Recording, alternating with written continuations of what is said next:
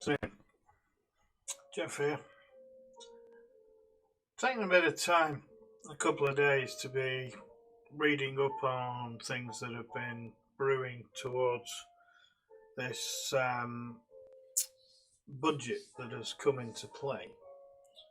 And despite a lot of assurances over the few weeks that we've had this new oligarchic dictatorship in place, they've been promising that corporates and big businesses are going to be paying more tax, but everybody is.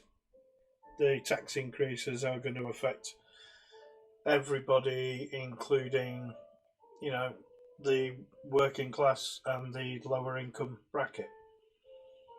I find it intriguing that they are increasing tax in order to pay off debt, because that's what they're doing. They create debt, they borrow billions to give a small proportion of it to certain things that are occurring in this country, such as the NHS or social care, which has been noted in this particular statement that's been made by Jeremy Hunt. The one thing that surprises me is that we borrow all of this money, but the greater percentage of it, and from what I can gather by looking at things, probably about 90% of it, is being given away to outside issues. Like money being given to climate change organisations that are trying to implement greener energy production with things that are way more expensive than they claim them to be, and also by trying to convince you that you need to stop using fossil fuels, we need to stop using oil and coal and gas in order to produce energy, and that they want to cut the amount of driving that people are doing. Of course, you've got to do that. Fortunately, I don't drive, so sadly I can't really quote anything on the basis of being someone who's affected by it personally. But if they want you to stop driving your car, when are they going to stop driving their huge bulletproof gas guzzling convoys of 30 plus vehicles? When are they going to stop flying around the world in private jets that are not economically friendly nor carbon friendly? And when are they going to stop dictating to you what you can and cannot do while still engaging in it themselves? So, just to be clear where I stand on this, if you haven't quite realised it yet, you're living in a globalist's narcissistic dystopian dictatorship puppeteered by people from organisations such as the World Economic Forum. Now, here's a personal opinion, and it is only a personal opinion. People are saying Klaus Schwab. This is the Dr. Evil, the Blofeld of the World Economic Forum, and he's running everything. Now, call me a bit of a cynic, but I don't actually believe that. I often refer back to things from childhood, such as puppet shows and puppet theatres, Punch and Judy shows. The idea of a puppet show was that you very rarely saw the puppeteer. The issue was that you were focused on the puppet. The puppet was the thing that was in the public view, the thing that was at the predominant position of the play or the act that was being presented. I personally think that Klaus Schwab is just the mouthpiece, probably slightly further up the chain on the basis of his position as chairman of the World Economic Forum. So if you want to look at it from a hierarchical perspective, you have the workers and the taxpayers at the bottom end, which are the privates and the troopers, and then you have the mid-range politicians and the mid-range organisers on a sort of like county basis or on a county council level, which are like the corporals the lance corporals and the full corporals. You then move up into more MP status, which brings you into the sergeants, and then you move on into the oligarch that is currently occupying what is supposed to be a democratic House of Representation. Quite clearly isn't, and if anybody can't see that yet, you're still asleep. You need to wake up. So they are the officers, for want of a better analogy. So you've got the second lieutenants and the lieutenants, backbenchers, and then you've got the full lieutenants and the captains, which are kind of the front benchers, and then you've got the colonel, who is obviously the PM or the party leader. And that hierarchical system works beyond those houses into the hierarchy that then stretches out behind that, and the people that are advising these politicians, and I use the word very loosely. So we have a military structure to what is basically an oligarchic dictatorship, very similar to what happens in the forces. I'm fully aware of it. We are at a point now in the world where people are starting to see through this veil of deception that is being drawn over their perspective. One of the interesting issues about that is that I see so many people that are still completely oblivious to it, or choose to be completely oblivious to it. And people, we call them sheep, because they're just following blindly whatever they're expected to do on the basis of instruction from somebody who has absolutely no authority to tell you how to personally think, speak, believe, have opinion, or whatever. And then we have what I call the ostriches, which are the people who've got their heads buried in the sand. They're aware something's not right, they're aware things are going wrong and things are really bad, and they bury their head in the sand thinking it's all going to blow over and that time it'll just dissipate and all be gone. I hate to break it to them, but it doesn't matter if you bury your head in the sand when you're being fucked up the arse by the establishment. When they've got you bent over the kitchen table, if you're the ostrich, they don't need the kitchen table. You've already buried your head in the sand and you're already bent over. Fair play to you. Just an opinion. You've then got the people that have been awake for quite some time and that have been watching this unfolding for many, many years, who are still, funnily enough, getting called conspiracy theorists. Theory. Scientific method, theory. The idea that something may be occurring or may be possible that requires exploration, investigation and research. The problem is that a lot of the things that we're still being accused as having been conspiracy theories are actually now visibly and perceptively and perceivably and visually unfolding in front of our faces, and are clearly being orchestrated and instrumented by hidden agendas and other policies that are being put into place by unelected oligarchs. It's no longer a theory, is it? It's become fact. And the problem with the fact that it is becoming fact scares the shit out of the people that didn't see that, and forces them to still keep saying it's a conspiracy theory. I had a conversation with somebody on social, I'm not going to go into details, in regard to the Great Reset. I said it's a great narrative. The Great Reset is something that is being implemented step by step, totalitarian tiptoe, and has been for some years, since 2020. And they say, but the Great Reset is a conspiracy theory. It's not real. It doesn't exist.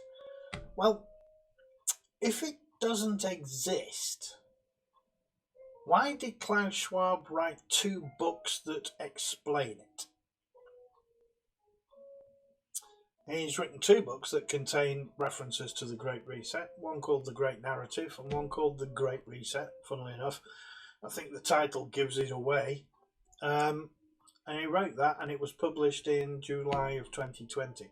Now, the juxt of the content within the Great Reset is based on COVID-19 and 2020. So it's interesting that it was published in July, but was begun, researched, and writing began some years before 2020. So it's almost like he knew it was coming, considering that the basis of the need for the Great Reset is COVID, which occurred in 2020. The interesting thing about that is that he's written a book about it that was basically researched and probably notes made way before that event actually occurred. I don't think anybody's questioning that. I mean, I would like to question it. I don't particularly want to question Klaus Schwab because I wouldn't want to lower myself to his level. The other thing as well that people need to start realizing is that everything that is being implemented on the basis of, we've got to do what's right for the people. We've got to do what's right for the people. I think what the population and the people need to realize is that you're not the people that they're talking about. You're not the people that they're referring to when they turn around and say, this has got to be for the benefit of the people. What it's got to be the benefit for is the people who are a member of the club. People who are in the right place, in the right position, and in the right status in order to be benefiting from what you, the real people, provide for them. I.e. they tax the arse out of you in order to pay for their luxury lifestyles, which is quite clearly the way it goes. A classic example of that was earlier this year, when the banks and the economic organisations started pointing towards hike in energy prices. All Putin's fault, by the way. Interesting. I find it interesting that Putin is to blame for everything in the world, apart from the fact that he hasn't actually got any involvement in 99.9% of it. Interesting point, that. So the price hike was because of the fuel costs that were being perpetuated by Putin. Okay, we get 3% of our imported gas from Russia. 65% is roughly from the North Sea. The remainder is from Norway and other European countries. We could quite easily make up the surplus of the 3% that's missing from Russia through buying slightly more from the other suppliers that we use.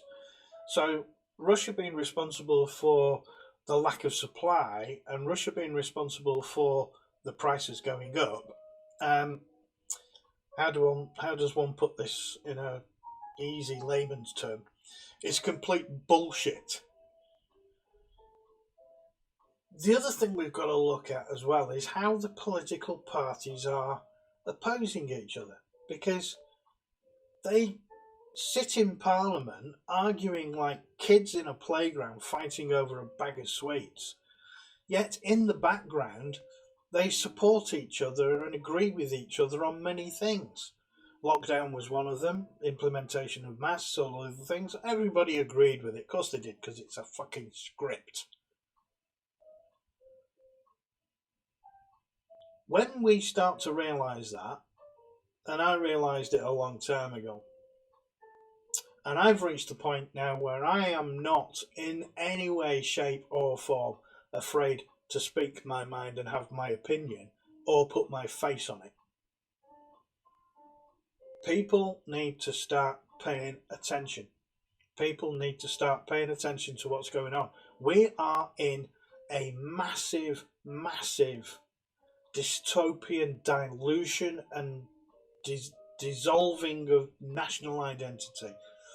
We're in a massive played, scripted event happening across the world that is demeaning the national identity and demeaning the population as a whole, separating us through all kinds of different avenues of division, whether it be race, creed, colour, religion, wage rates, house prices, education, whatever.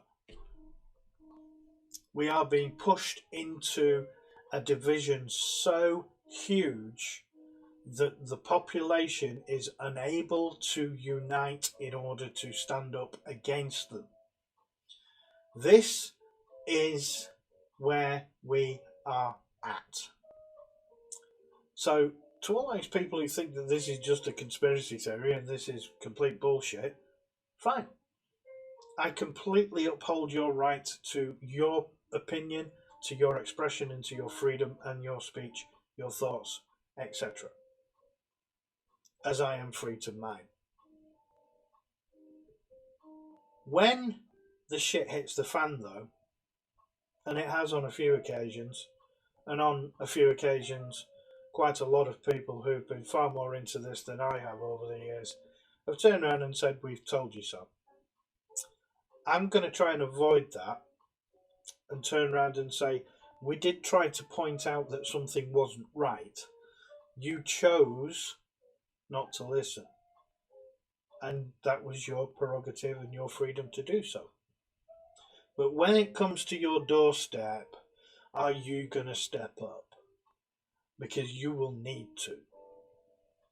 Our fundamental human community-based spirit is being broken down in a massive psychological war against human brotherhood, sisterhood, unity.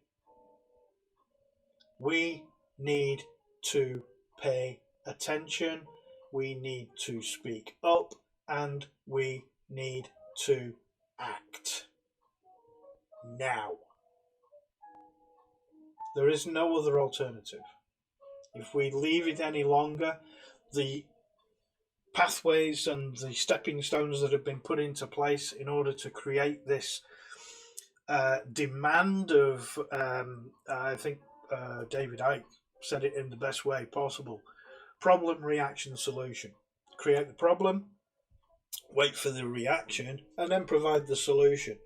However, the issue with that is that, and people should realise it, that the solution is being offered by the people who created the problem in the first place. It's why we use terms like totalitarian tiptoe, because it is. It's a small step at one bit at a time. And it's been going on for decades.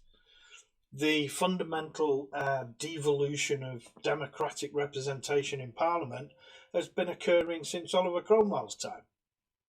It's historic. The banking system, the monetary system being overhauled, the move into certain ways of banking, certain ways of currency development, now into possibly crypto, etc., digital currencies. Money doesn't exist. The banks have been doing that for hundreds of years. The Rothschilds cornered the market in the world banking hundreds of years ago. They took over everything. And these oligarchic families are pulling the strings now.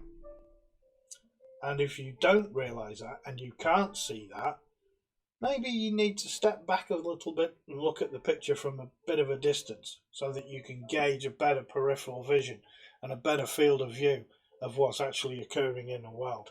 If you look at it from just the point of view of immediately in front of you, you're not going to see it. It's a good analogy I use because I've seen it with gamers. Content creators and gamers that play games, but they're tunnel visioned. They're focused on exactly what's in front of them and they don't look at what else is going on the screen.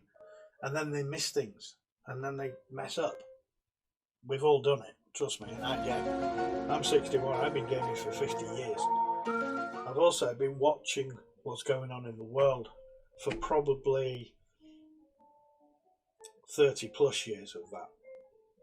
I started to see things not being the way that they were supposed to be, I started to see things degrading, which led me to leave the forces in the 80s. Anyway, I digress. The point is, pay attention. Things that are occurring now, things that have been pushed in Parliament, things that have been pushed in many, many different avenues, are all manipulations. They're all perceptions. A lot of it is applied behavioural psychology. A lot of it is what people would call MK Ultra. I prefer psychology. It's a psychological war that is being waged against the population, and I think people need to start paying attention to that. If you don't, you're going to be brainwashed. And trust me, you will be brainwashed, because their devices and their tools are sophisticated enough that you won't even know that it's happening. You need to pay attention, and what we generally need amongst the population now is for everybody to wake up now.